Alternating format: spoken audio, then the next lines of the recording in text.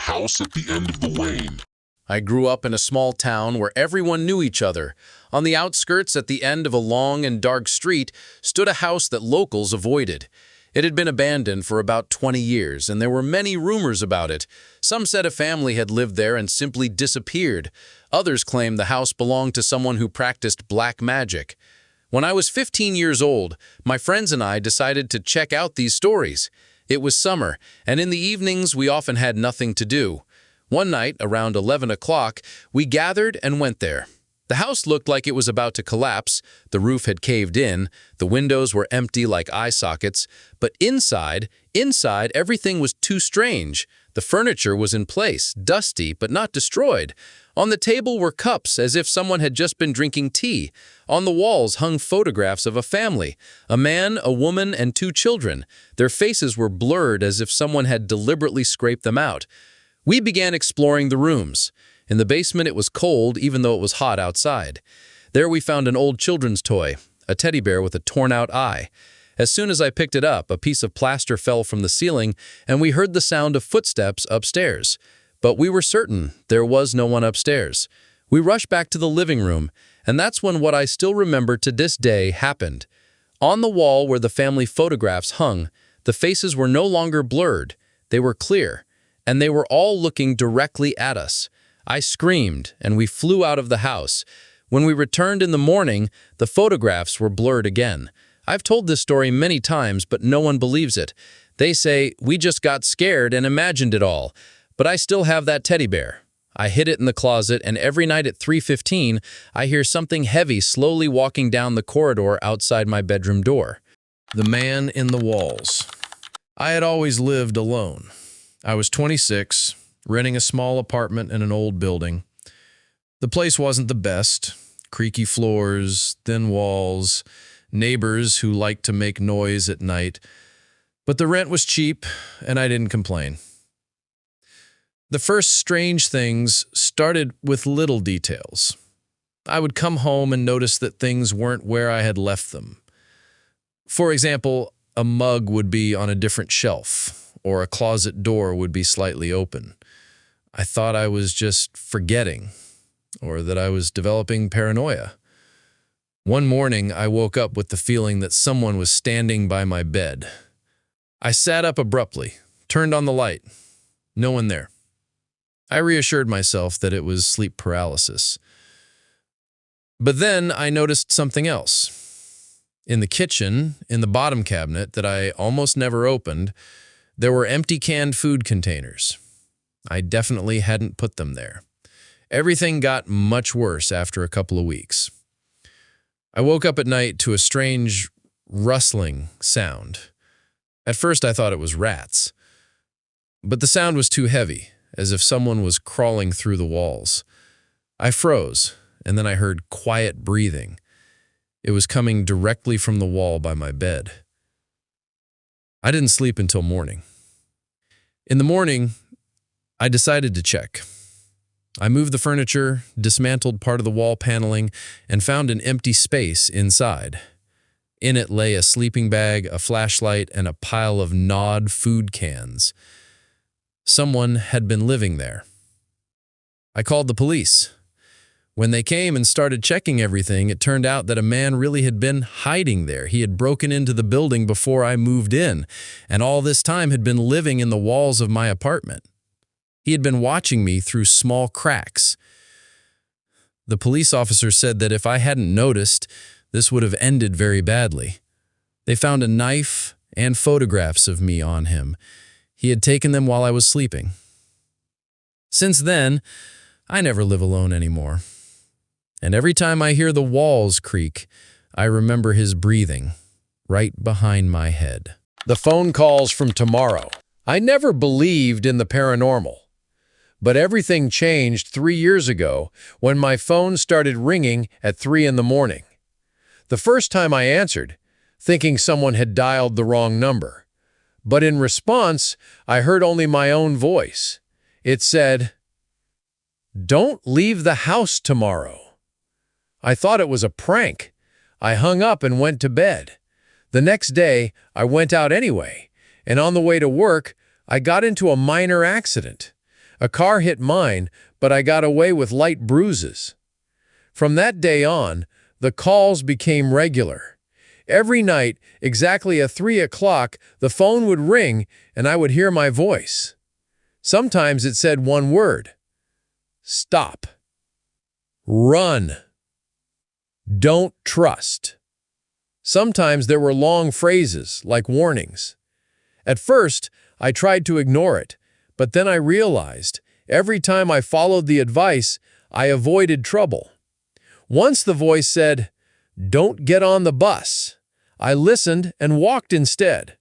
That evening, the news showed that this bus had been in a serious accident. One day, I decided to ask, "Who are you?" There was a pause on the other end, and then my own voice answered, "I am you, from the future, and I'm trying to help you avoid the mistakes I couldn't avoid myself." Those words burned into my memory. The calls continued for several months, but then something strange began. The voice became nervous, trembling. One day it said, "I can't protect you anymore. They found me." After that, the calls stopped. Silence. It's been 3 years now, not a single one. But every time my phone starts ringing at night, my heart sinks because I'm waiting to hear my voice again. The man who watched me sleep for 3 nights. I've never believed in ghosts. I've always been the type of person to rationalize strange sounds, flickering lights, and even the feeling of being watched.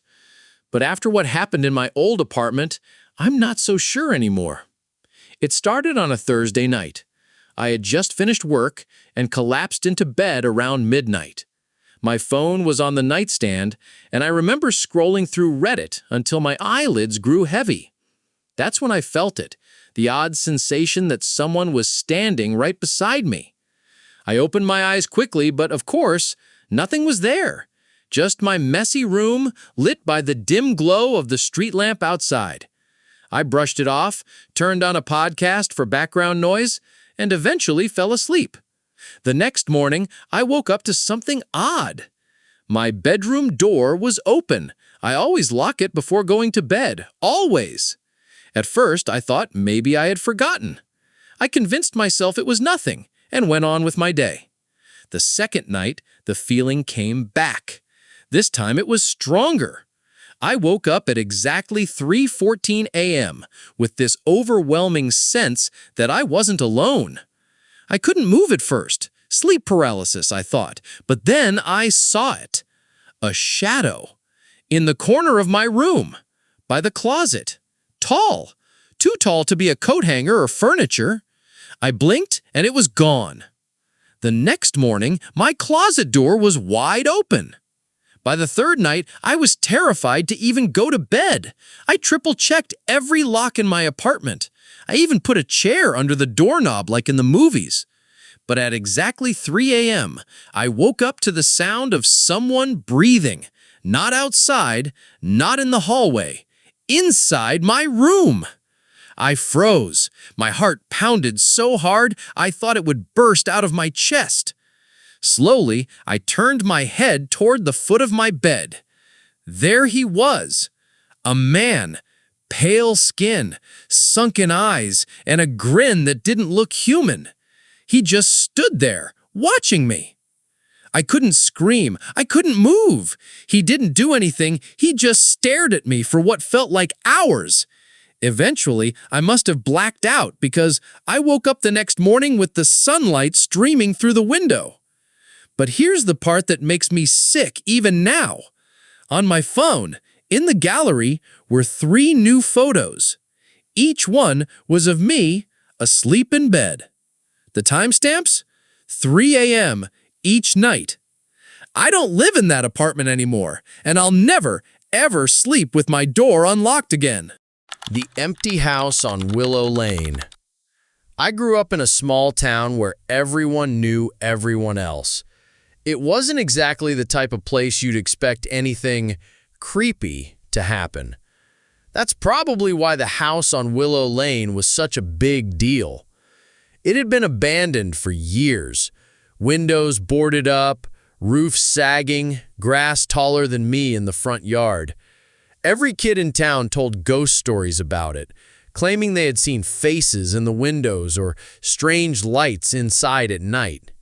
I never believed them. It was just an old house, nothing more. One summer evening, when I was about 16, my friends dared me to go inside. 5 minutes, they said, and you'll prove you're not a coward. I agreed. Not because I wanted to, but because I was tired of being called the scared one.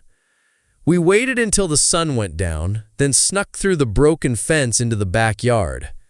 The air was still, heavy, and the moment I stepped onto the porch, I felt something was wrong.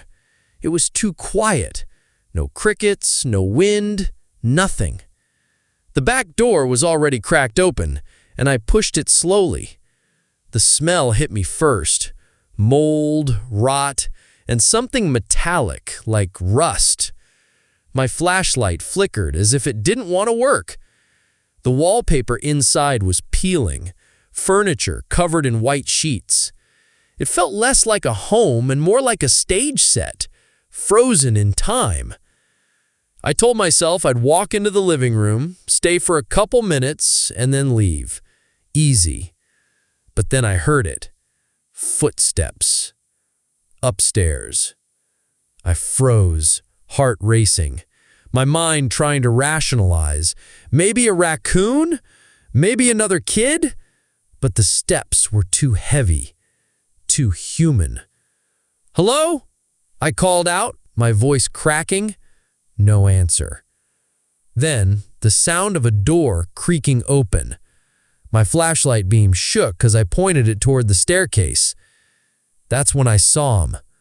A man standing at the top of the stairs. He was tall, gaunt, his head tilted at an unnatural angle, as though his neck couldn't support it properly. His clothes were old-fashioned, like something from the 1940s. Suspenders, a stained undershirt, bare feet. But it wasn't just the way he looked, it was his eyes, completely black. No whites, no pupils, just bottomless voids staring down at me. I stumbled backward, tripping over the dusty rug.